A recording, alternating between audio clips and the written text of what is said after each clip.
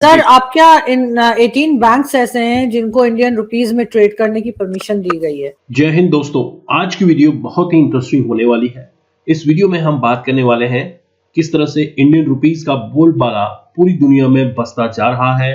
More than 18 countries Indian rupee में trade करने को रेडी हैं और इस ट्रेडिंग का भी मैकेनिज्म रेडी है। आरबीआई ने 18 बैंक्स को मैंडेट दिया है कि इंडियन रुपीस में अब वो काम कर सकती हैं। इंडियन रुपीस को अब आप एक्सपोर्ट इंपोर्ट के लिए यूज कर सकते हैं, जिसके चलते इंडियन रुपीस का बोलबाला पूरी दुनिया में हो रहा है। आपको डॉलर्स या यूरोज में ट्रेड करने की आवश्यकता नहीं है। तो ऐसे में पाकिस्तानी मीडिया का क्या कहना है इसके बारे में भी बात करेंगे और इंडियन एक्सपर्ट क्या कहते हैं इसके बारे में भी हम इस वीडियो में देखने वाले हैं। देखिए आजू जी, ये बात हुई थी 13 जुलाई 2022 को। मैंने आपके शो पे जिक्र भी किया था। मैंने जी बिल्कुल शुरू हो गया है। RBI has given mandate to Indian banks, now they can do exports in rupees. तो कोई डॉलर या यूरो में करने की जरूरत नहीं है और वॉस्टर अकाउंट खुलेंगे, उनके थ्रू होगा, प्रोसेस है पूरा। अभी समाचार ये है 18 कंट्रियां हमारे साथ रुपी ट्रेडिंग करने को तैयार है, उनके साथ मैकेनिज्म बैठ गया है। अब जो प्रक्रिया पेपर वर्क वगैरह वो चल रहा है। दूसरी बात है, सिंगापुर और कतार के साथ अब हमें स्विफ्ट की भी जरूरत नहीं है। अब हम जो पैसा भेज रहे हैं यूपीआई के थ्रू भेज रहे हैं। मतलब यूपीआई इज नॉट ओनली कि जिससे मैं अपनी पेमेंट करता हूँ या मैं कुछ करता हूँ अपना एज अ ग्रोसरी वगैरह, यूपीआई में आप बैंक टू बैंक ट्रांजेक्शन भी कर सकते हैं। और आरजू जी, आपको जान के खुशी होगी 72 कंट्रियां ऐसी हो express their desire to trade with India in rupees, जिसमें जर्मनी, इटली, स्पेन और बड़ी बड़ी कंट्रियां भी। ये कोई अफ्रीकन की छोटे अफ्रीका की छोटी मोटी कंट्री, कैरेबियन की नहीं, बड़ी इकोनॉमी है दुनिया की है, वो express their desire to trade in rupees.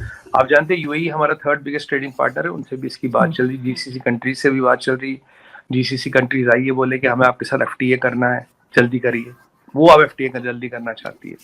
तो अब आप ये भी जानते हैं कि अगर 40 से 50 कंट्रियों में रुपी ट्रेडिंग शुरू हो गई तो आईएमएफ के बास्केट में आ जाएगा। आईएमएफ के बास्केट में आते ही रुपी इंटरनेशनल करेंसी बन जाएगा। और ये मैं करीब आपसे 6 महीने 1 साल से कह रहा हूँ। दिस इज प्रोसेस, बिल्कुल कहा था आपने, this is a matter of time, this will happen. मैंने आपको 6-8 महीने का टाइम भी दिया था, इसमें ये हो जाएगा।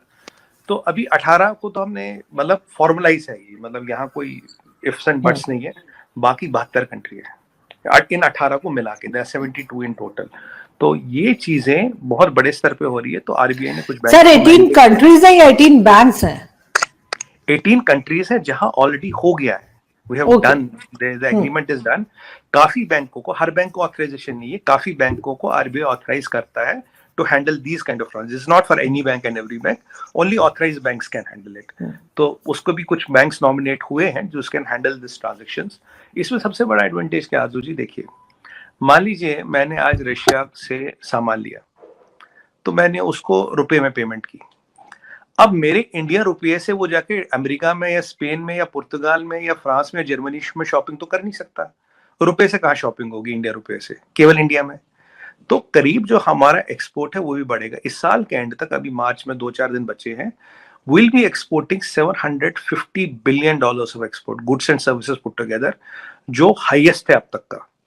और मेरा ये मानना है 2030 तक our good export will be 1.5 trillion, our service export will be 500 billion. तो $2 ट्रिलियन का एक्सपोर्ट हो जाएगा। अभी हम टॉप 5 में आ रहे हैं एक्सपोर्ट्स के मामले में, टॉप 5 में आ गए। $750 बिलियन बहुत बड़ा एक्सपोर्ट होता है। और ये जो चीजें हो रही है, अगर ये रुपये वाली 72 कंट्रियों से हो गई, तो मेरा अंदाजा ये आरजू जी, 2030 तक we can be even looking to somewhere around 2.5 to 3 trillion dollars. क्योंकि जब आपके पास रुपया होगा तो आप वो रुपया मेरे को ही दोगे ना, वो तो और कोई लेगा नहीं। इंडिया रुपये तो इंडिया में ही लेगा।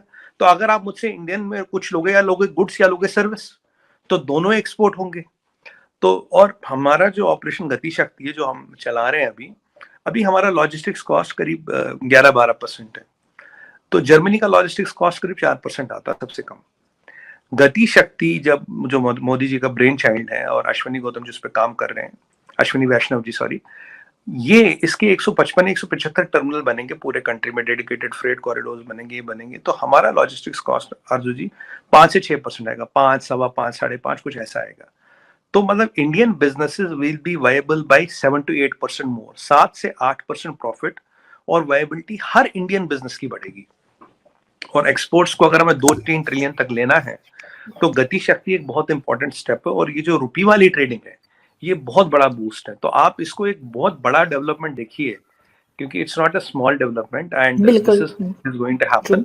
और ये डिडॉलराइजेशन तो मैं करीब 6-8 महीने से कह रहा हूँ, dedollarization has started and dedollarization is at advance stage now, क्योंकि जीसीसी कंट्रीज हमारे पास खुद आ रही है एफटीए कर लो, क्योंकि आइडिया क्या है, सऊदीज को अगर तेल बेचना है वो डायरेक्ट नहीं आएंगे, वो जीसीसी के थ्रू आएंगे।